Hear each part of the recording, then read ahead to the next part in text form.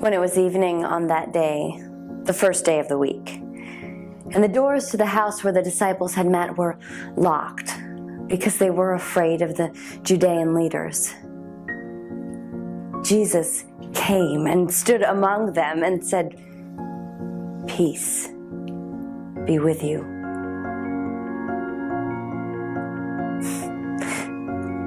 And then he showed them his hands and his side.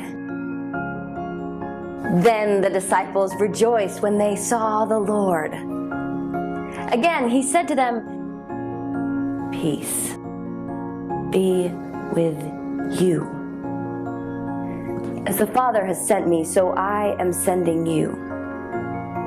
And when he had said this, he breathed on them and said to them, "Receive the Holy Spirit. If you forgive the sins of any, they will be forgiven them. But if you retain the sins of any, they will be retained."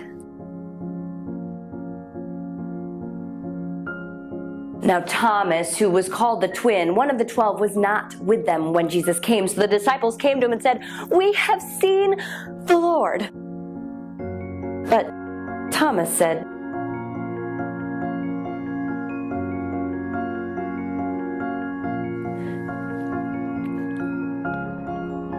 Unless I see the mark of the nails in his hand and put my finger in his hand and my hand in his side, I will not believe.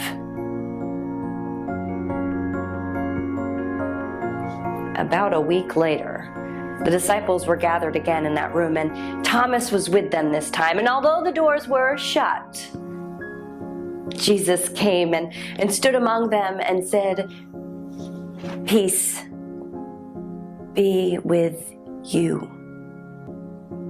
And then he said to Thomas, "Put your finger here.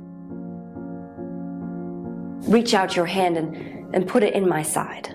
Do not doubt, but believe." And Thomas said to him,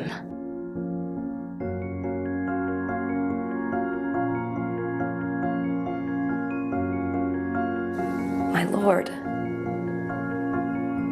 and my God." Jesus said to him, "Have you believed because you have seen me?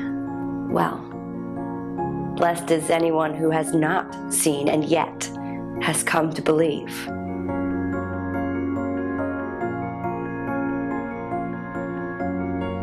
Jesus did many other signs in the presence of his disciples, which are not written in this book. But these are written here, so that you may come to believe that Jesus is the Messiah, the Son of God, and that through believing you will have